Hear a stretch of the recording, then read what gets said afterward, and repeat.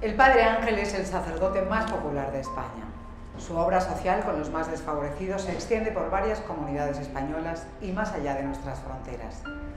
En tiempos de pandemia como este, las solicitudes de ayuda no dejan de aumentar. Algunos lo llaman caridad, pero la mayoría de personas sabemos que sin el trabajo de las instituciones sin ánimo de lucro, los más vulnerables lo pasarían aún peor. Por ello, personas como el Padre Ángel son necesarias. Padre Ángel, qué gusto volver a verlo, también con sus casi 84 años, casi. 84 años. Y está igual que siempre. Parece que ha hecho un pacto con Dios, no con el diablo. Con el diablo no. Deja al diablo en paz. Lo dejamos que el diablo estos días ya actuó bastante. Ya. Bueno, ¿cómo ha vivido personalmente usted, Padre Ángel, este tiempo de confinamiento y de pandemia? Con mucha preocupación, muy de rodillas, rezando mucho, porque fueron días y meses tremendos en donde se nos iban demasiadas personas, fallecían demasiados, sobre todo en las residencias de mayores, ¿no?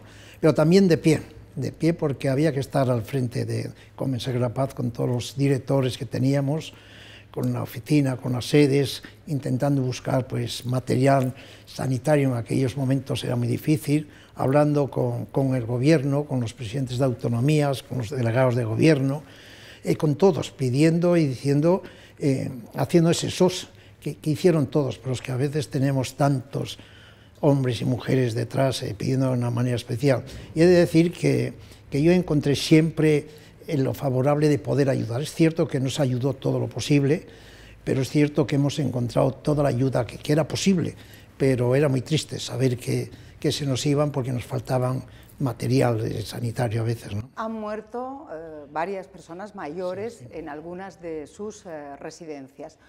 ¿Usted cree, Padre Ángel, que si hubieran tenido lo necesario, esas personas se hubieran podido salvar?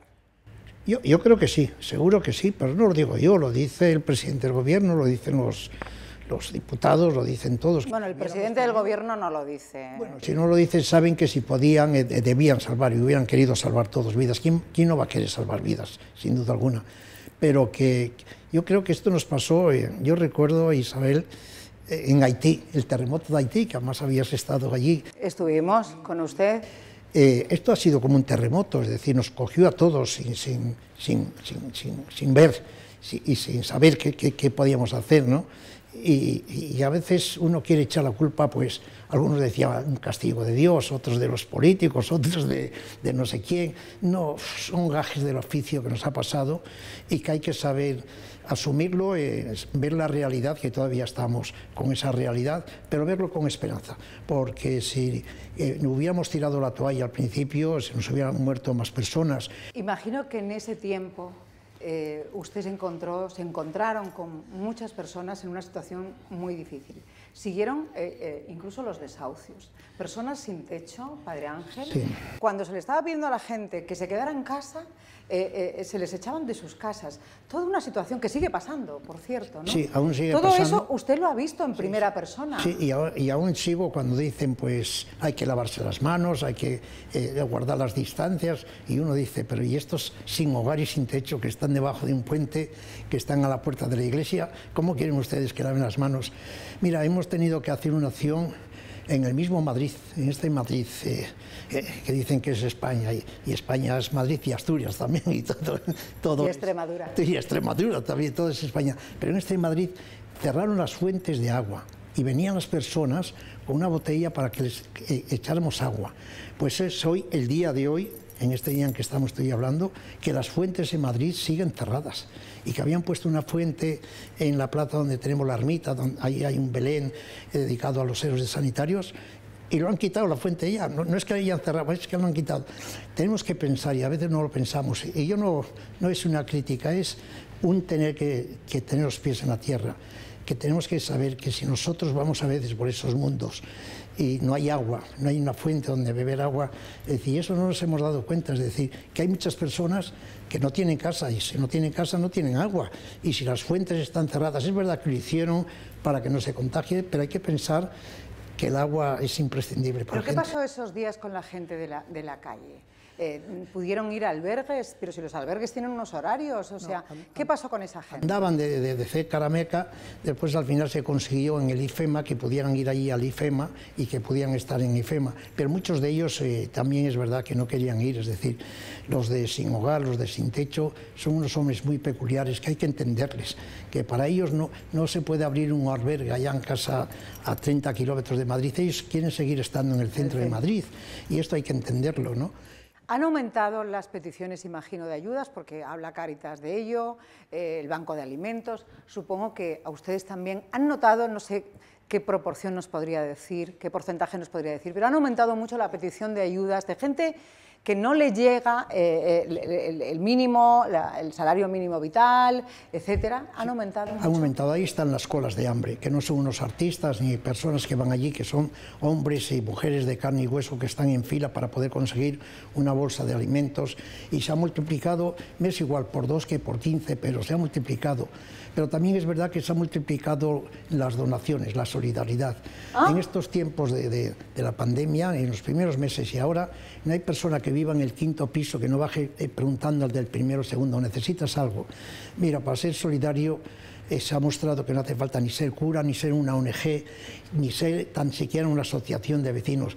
Eran solidarios todos, pero eran los bomberos, los de las tiendas que decían, llévese usted esto, ya me lo pagará. Es decir, esto lo tenemos a flor de piel, el poder compartir, y sobre todo cuando estamos en guerra, en dificultades, cuando uno está en guerra, yo me imagino que... Usted habla de guerra, Padre Ángel, con lo que usted ha vivido, que usted nació en la guerra civil, es decir, las crisis que usted habrá vivido, y le parece que ahora estamos viviendo algo que no había conocido nunca. Sí. Lo de ahora ha sido más tremendo que lo que yo he vivido de niño. Yo de niño he vivido como a veces venían la gente y sacaban al padre o al abuelo en un camión y lo llevaban para fusilarle o para meterle preso, y quedaban los niños huérfanos, y eso, cuando eres niño te queda grabado, ¿no? Pero y he vivido de no poder comer todo lo que uno quiere, de pasar hambre, pero nunca había vivido que hubiera tantos hombres y mujeres pidiendo a la puerta de una iglesia, de una asociación, de un vecino, pidiendo pan y pidiendo agua. Es decir, ¿cómo es posible en esta España nuestra que sigamos? Yo el otro día les invitaba a los dirigentes y a los gobernantes que hicieran un pacto contra el hambre, igual que han hecho un pacto en la Moncloa. No es posible que sigamos pensando que existe todavía personas que es que no tienen pan, es que no tienen agua para beber, es que vienen con botellas vacías y dicen, ¿me puedes del grifo del baño para meter agua? Y esta es nuestra España y nuestro Madrid, y no lo podemos consentir.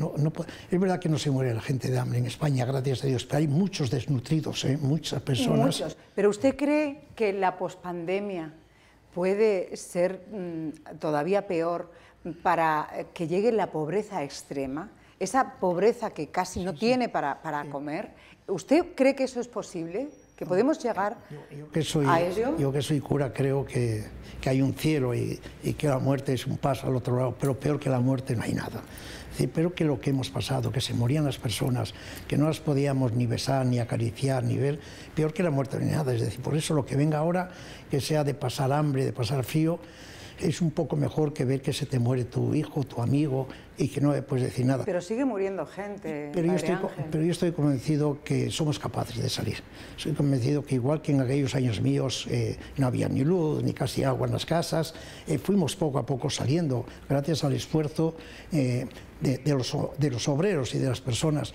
Y aquí vamos a salir, es decir, no nos vamos a quedar parados esperando que alguien venga a darnos de comer. La gente no se pone las colas para dar de comer, la gente va a abrir colas para buscar trabajo, que es lo que tiene que hacer el gobierno y lo que tienen que hacer los empresarios, buscar trabajo, no buscar comida. Es decir, el Papa Francisco lo dice muchas veces, que la gente, las personas lo que quieren es vivir dignamente del trabajo, no de limosna. Pero usted ve mucha gente que no vive dignamente, Padre Ángel. Sí, y en estos días habrá visto muchos casos muy personales, familias que se les ha muerto a alguien.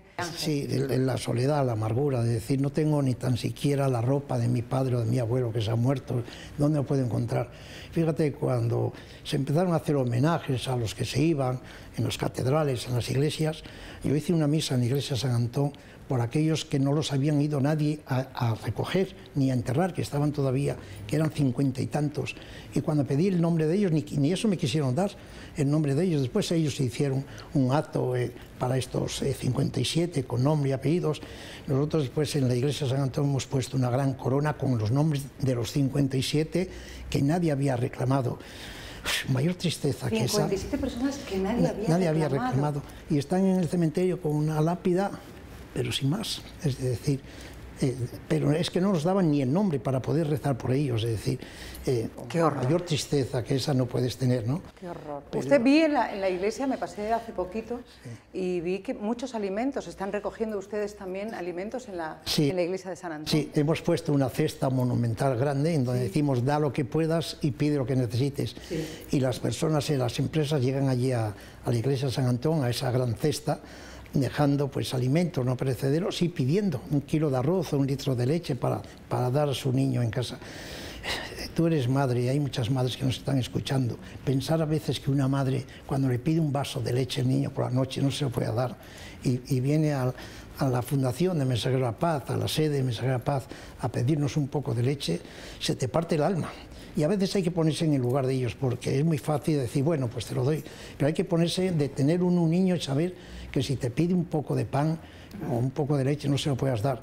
Y tenemos que darse y tenemos que pedir y exigir que esta España nuestra no puede. Tenemos recursos más que suficientes, gracias al Banco de Alimentos y un montón de cosas, pero tenemos recursos más que suficientes para hacer carreteras, para hacer hospitales, para hacer no sé qué. Hombre, que hagamos recursos para comer. Antes el eslogan era salvar vidas, salvar vidas. Hoy es dar de comer.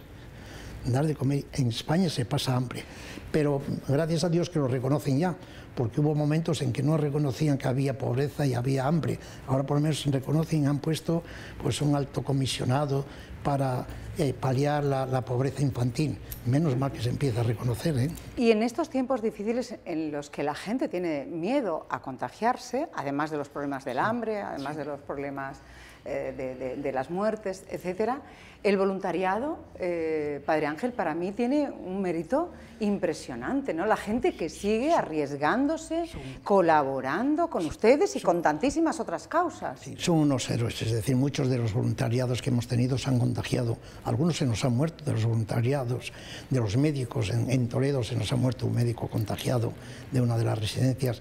No, han sido unos héroes, esa es la cara positiva, pero que nadie diga que qué bien para sacar esto ya lo teníamos. Lo que pasa es que no lo sacamos a flote. La bondad y la solidaridad no la sacamos a flote hasta que no vemos que alguien tiene esa necesidad. Pero nadie que tenga pues un par... Comenzamos hablando de Haití cuando fue el terremoto. ¿Tú recuerdas que vosotros, los periodistas que yo les admiraba y a veces les criticas tanto, les veías que ese botellín de agua que le daban, se lo daban a los niños? Y yo decía, hijo, estos tíos parecen misioneros, parecen no sé qué.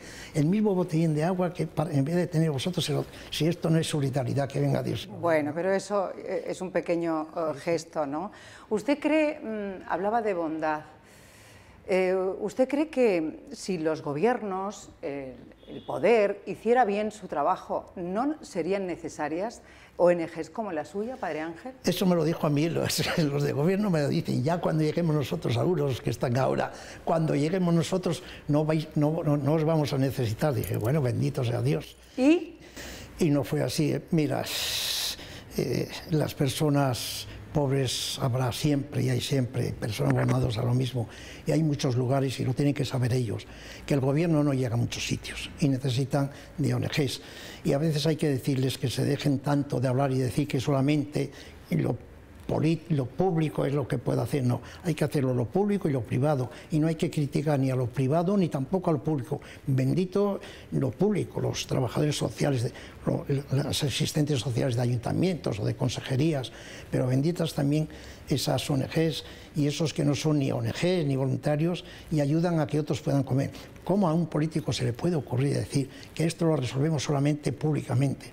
Sí, dicen que lo que usted hace o otras ONGs lo que hacen es perpetuar la pobreza y lo llaman caridad. Sí. Usted, sí, la madre Teresa de Calcuta, con la que yo tuve la oportunidad de estar en alguna ocasión, como Vicente Ferrer, le criticaban también. Le decía, no dé usted tanto, hay que dar más el pez que el pescado. Enseñar a pescar. Y la madre Teresa de Calcuta le decía, ustedes que son tan listos, a mí déjenme darles de comer y cuando lleguen ustedes ya denles los proyectos, pero déjenme darles de comer para que estén vivos y fuertes. No se puede criticar a la gente que da a otros de comer, es decir, y además decir que estás colaborando con un gobierno que es su obligación. No estoy colaborando, estoy sustituyendo lo que el gobierno no hace, pero yo no colaboro, es decir, estamos sustituyendo. Y además, las ONG no somos oposición de nadie, somos gente que queremos colaborar con todos. ¿Y usted cómo lleva eso? Que le digan que usted hace caridad, ¿cómo lleva usted las críticas? Porque hasta una persona como el padre Ángel recibe también sus críticas, ¿no? No sé si ha visto por ahí alguna biografía. Muchas, sí. Muchas. Bueno, yo no he visto tantas. Siempre lo bueno es más que lo negativo, que lo malo, ¿no? Pero evidentemente las recibe. Que a veces tienen razón en lo que hacen de críticas, pero la mayor parte de las veces no. Es decir, no todos hacemos todo bien y sin duda alguna cosa, y además a veces cuando uno habla tanto, pues a veces uno habla así incorrectamente lo que debe. ¿Pero se arrepiente de algo que haya dicho? No me arrepiento de nada, ni de nada de lo que hemos hecho, pero sí me arrepiento a veces de no ser más prudente o no sé qué, pero si fuera prudente no hubiera hecho nada. Pero usted con los políticos es muy prudente, padre Ángel. No creas. Lo que Papa Francisco nos dice, prefiero a los sacerdotes que piden perdón a los que piden permiso. Y yo hago muchas cosas y después les pido perdón de lo que hago. Pero con los políticos yo he de decir que no he tenido nunca, ni con los obispos, problemas. Quizás ellos hayan tenido problemas conmigo, pero yo con ellos no. Es decir, si yo no hago ¿Ha notado nada, usted que a veces que resultaba molesto para ellos? Sí. ¿Por qué? ¿En qué sentido? Somos incómodos, porque decir que hay hambre, decir que hay gente que no puede beber agua en el centro de las ciudades, uno tiene que decir, pero ¿cómo es posible esto? Es decir, pero esto les molesta a ellos y me molesta a mí cuando me dicen, ¿y por qué no has ayudado más a esa pobre mujer que vino a pedirte un poco de pan y le diste menos de lo que necesitaba? Claro que somos incómodos, pero no adversarios. Yo nunca he criticado a nadie. Me han criticado porque he bendecido y porque he pedido que me... Sí, a Pablo Iglesias, eso es el que más le han criticado, diga la verdad. Sí, pero de Pablo Iglesias, antes de comenzar, cuando estaba al principio, todos me preguntaban por él. Yo siempre dije que no era el demonio ni el diablo, el Pablo Iglesias, ni sigue siendo el diablo, como hay otros que no son los dioses y los santos, ¿no? Aunque él no esté de acuerdo en que exista una ONG como la suya y tantas otras. No creo que no esté. O que donen los ricos, por ejemplo, que las donaciones de los ricos, que también del señor de Zara, Ortega, etc. A todos estos políticos les tapas la boca enseguida cuando los ves con su recién niño en los brazos o cuando le ves tan preocupado cuando nacieron los niños y lo importante era... ¿Usted lo vio con los niños? Sí. Sí, en el hospital. Sí, yo le he visto llorar, le he visto sonreír. ¿Ha visto llorar a Pablo Iglesias? Los políticos lloran y ríen, y los papas... A Pedro Sánchez no lo ha visto llorar, no me digas. Pero le he visto muy triste y le he visto muchas críticas en que no entendía, sobre todo en los primeros años cuando no era presidente o cuando le pegaron tantos palos los suyos. Yo siempre estuve con él, es decir, y eso te lo agradecen, o sea, porque estar ahora con el poder es muy fácil, pero estar cuando le criticaron, cuando le echaron de Ferrá, cuando andaba en coche por ahí, yo le escribía mensajes y recuerdo que fue además a Gijón, Asturias, y yo le decía que la reconquista de España empezó en Asturias, para darle ánimos de eso. No, y yo creo que a los políticos hay que quererles más que criticar. Usted es muy condescendiente con ellos, padre. Ahora con el rifirrafe, en una época tan difícil como esta, que tendrían que estar todos los días dialogando. Que sí, que no me llama. ¿Cómo que no me llama? Deberían estar todos hablando. Es que usted, ¿qué penitencia le daría a los políticos, usted? Que se besen y que se abracen. Dirán que ahora no pueden. Dirán que ahora no pueden, padre. El presidente de la ONCE, sí puede, si quieren a escondidas se puede. Con mascarilla. El presidente de la ONCE, que le llamó una vez al Congreso, les dijo, el problema de ustedes no es que no se entiendan, es que no se quieren. Es decir, no es, bueno, y es verdad. Es quererse, que no se quererse. Pero si no se quieren... Dialogar, padre, dialogar, hablar, oposición, gobierno, todos. Acabarán queriéndose, tienen que acabar queriéndose. Y si no, lo que hay que hacer es que se vayan y traer traer otro. Lo que pasa es que quizás hay que estar esperando casi a una segunda o tercera generación, porque tampoco los jóvenes que han llegado son los que más se quieren, también se pegan entre ellos, ¿no? Sí, pero los que están hoy en la guardería pues serán unos buenos políticos, ¿no? Pero usted es amigo de varios políticos. ¿Se puede ser amigo de políticos y luego criticarlos? No. Porque usted con Felipe González no es muy objetivo. Ahora, por ejemplo, que está cada 2 por 3 hablando... ¿Usted le aconsejaría que...? A Felipe yo le seguiría diciendo que es un gran tipo y un gran hombre, sin duda. ¿Ve? No es objetivo, no es objetivo con él. Pero se diría lo mismo a Pedro Sánchez y al Pablo Casado y hasta a la Abascal, que cuando le encuentro yo le beso y le abrazo cuando podíamos allá en Asturias, que me encontré 2 veces con él. Mira, los políticos son como tuyos, son de carne y hueso como nosotros. Sí. No, yo no quisiera estar en su papel en estos momentos. Pues yo a veces sí, para decirles 4 cosas y poder arreglar algo. Cuando dicen, y tú no quieres ser obispo, no quieres ser... Pues yo, claro que quiero, porque se puede hacer mucho más estando en el poder que estando de conserje, sin duda alguna. Es decir. Sin duda alguna, son los que toman las decisiones. Y por eso, otra cosa que a usted también le critican, que está muy cerca de los poderosos, que está muy cerca de los políticos. Yo digo ojalá sea verdad, que esté cerca de los poderosos y los políticos, pero que no esté alejado de los más olvidados. Pero a mí esas críticas no me afectan. No le afectan porque además así consigue más cosas para los pobres. Sí, pero no me afectan porque los ricos y los poderosos son tan pobres como los de sin techo. Es decir, si tú estás con ellos, les ves una pobreza, muchos de ellos, que dices tú. ¿En qué sentido? Pobreza de que no están alegres, no están felices, es decir... ¿Los ricos que usted conoce son generosos? Son generosos. Y hoy ese pasaje del Evangelio que dice que los ricos no entrarán en el reino de los cielos, yo ese lo cambiaría un poco. Algunos de ellos entrarán en el reino de los cielos. ¿Algunos? Y si llegas al corazón de ellos, todos. Es decir, mira, cuando fue esta pandemia se moría mucha gente. Y muchos de esos ricos que se iban muriendo iban haciendo testamentos, haciendo donaciones para la gente pobre que lo pasaba mal, porque saben como el... ¿Han aumentado también los testamentos en este tiempo? Porque he leído el otro día, Padre Ángel, que habían aumentado las denuncias de abuelos y abuelas, personas mayores que están en las residencias, que quieren desheredar a sus hijos porque no los han ido a ver. Y entonces eso lo daban a otros similares a ellos, o a abuelos que no podían estar en la residencia, porque la mayor ingratitud de las personas mayores, yo en estas Navidades lo único que digo en la felicitación es que los mayores somos como niños y seguiremos siendo como niños, y un niño lo único que quiere es que le quieran, es que le besen, es que le pregunten por él. Y los abuelos, la mayor tristeza no ha sido morirse, ha sido morirse sin que nadie estuviera cerca de él. Y eso, cuando tú estás en la muerte, dices, si esto que tengo yo, esto poco que tengo yo, que es un carro, o que es una bicicleta, o es una vivienda, para que lo disfruten otros que no sean mis sobrinos o mis hijos que no me han hecho caso. Si no los han cuidado. Nosotros sí que en nuestra fundación hemos notado consultas de cómo funciona, de si podían hacerlo, porque hay cada día más personas que deciden dejar su herencia, la que sea, poca o mucha, a una institución sin ánimo de lucro. A mí eso Bueno, a usted le dejarán mucho más, padre, porque usted juega con ventaja por ser sacerdote, reconózcalo.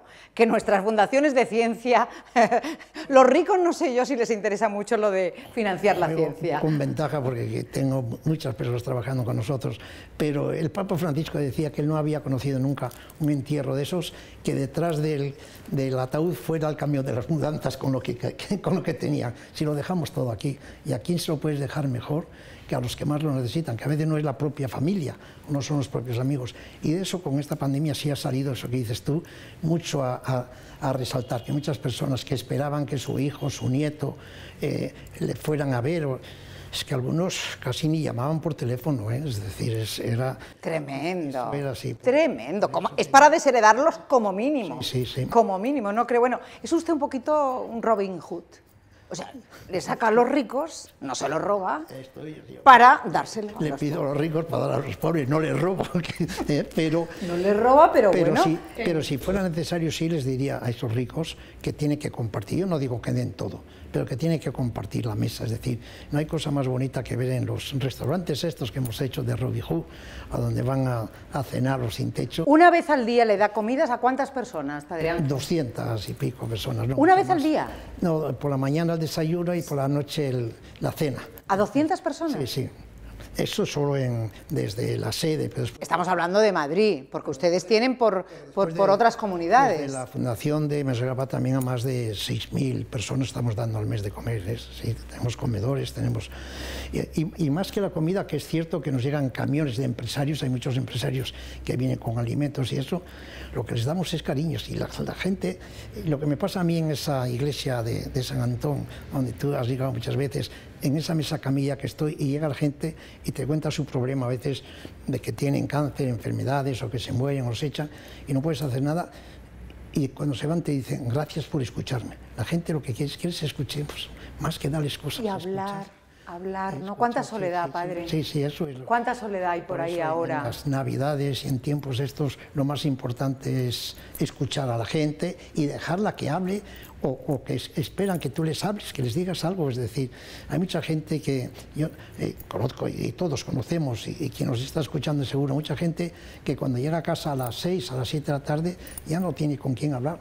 Y por eso a veces tienen que tener un animal de compañía, un perro, un gato, al que puedan acariciar, al que le puedan hablar con él, decirle algo. Esto es esta sociedad en la que vivimos, pero que la tenemos que cambiar. Y con personas como tú y como muchas que encontramos en la vida, sabemos que se está cambiando. Personas como usted, padre Ángel, al final tenemos la sociedad que tenemos y hay muchas personas que necesitan, pues eso, que tienen soledad, que necesitan escuchar, hablar, etcétera, etcétera. Es decir, que eso Fíjate, es indudable. El otro día en una de las residencias nuestras, al salir de ella, a una de las señoras al salir, pues le di un beso en la frente, como se suele dar, y se te queda mirando y dice, hace tanto tiempo que nadie me besa. Y yo me quedé, dije yo, hablé con la directora, con los familiares, dije yo, pero a esta, dice, no, como tiene Alzheimer, como creen que no... Es decir, la gente necesita que le besen, que le quieran. ¿Y usted, padre Ángel, alguna vez se siente solo entre tanta gente, que está siempre rodeado de gente? No me da mucho tiempo estar solo, pero a veces me siento abrumado porque hay cosas en las que no puedes resolver y tienes que acudir. Antes decías tú, como Felipe Montale decía, claro, yo cuando sonaba el teléfono estaba solo. Y dice, pero tú tienes al de arriba. Y yo digo, es que el de arriba a veces contesta, está comunicando también. Sí, los creyentes tienen una ventaja. Pero sí, a veces te encuentras pues con esa soledad, pero tengo tanta gente alrededor mío buena de eso que te anima, es decir, que a veces prefiero hacer cosas malas para que me animen, porque cuando haces cosas buenas es lo normal que uno debe hacer cosas, pero gracias a Dios yo lo que me siento es feliz, es decir, yo creo que la felicidad está en lo que hacemos muchas personas, en querer y en dejarse querer, no está en más cosas, ¿no? Y eso es un privilegio para algunos que tenemos más oportunidades de poder hacer eso. Su vida tiene sentido, padre Ángel. O sea, su vida, cuando usted se vaya, ¿no? Por cierto, su legado le preocupa, porque padre Ángel es mucho padre Ángel para Mensajeros de la Paz. Cuénteme eso, cómo le preocupa, pero dígame la verdad. Voy a dejar lo mismo que Tarancón cuando dice el legado. Me preocupa de que cuando me vaya digan que he sido buena persona. Nada más que me preocupa. Nada más que eso. ¿El futuro de Mensajeros de la Paz le preocuparía sin usted? Nada. ¿No? Nada. Mira, ¿seguirá igual? Seguirá mejor. ¿Pero quién seguirá tan cerca de esos poderosos que le reprochan y de los políticos? ¿Quién seguirá tan cerca ahí usted como usted, pico y pala? Todos los que están conmigo, sin duda alguna. Ya el cardenal Tarancón, cuando comencé yo hace 60 años con esto, me dijo, ¿y el día que tú faltes, qué va a pasar? Y yo me quedé y dije, el día que yo falte, a mí lo que me preocupa es que me falte mi padre, pero no eso. Y no me preocupa ni que falte usted, ya vendrá otro obispo aquí. Y dijo, no te vuelvo a preguntar más eso. Y el día que tú faltes, así me dijo.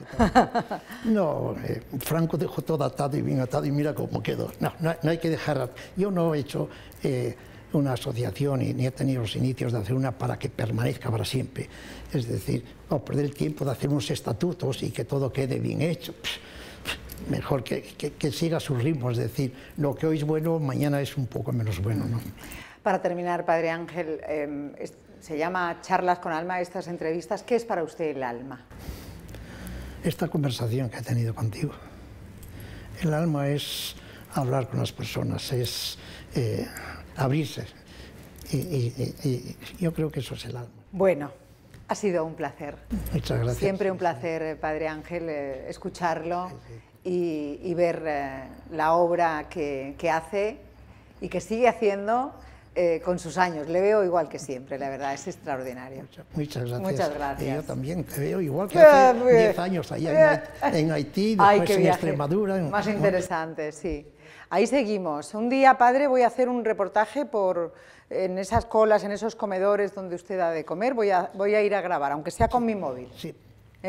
Para conocer a gente. Usted me va a presentar a gente que seguro tiene cosas que decir. Yo en alguna ocasión, para saber lo que era en Andalucía, en Jaén en concreto, me puse una vez a la cola para pedir la comida. Y hay que sentir, estar allí casi una hora o media hora con el sol que pegaba para coger un pobre bocadillo solo y que la gente te empuje. Es decir, a veces hay que vivir la pobreza para saber lo que es la pobreza. Y no hablar tanto de la pobreza, que a veces hablamos demasiado. Sí, pero usted está muy cerca de ella y sabe. Lo dicho, gracias. Muchas gracias. Mucha suerte. Que Dios te bendiga. Gracias.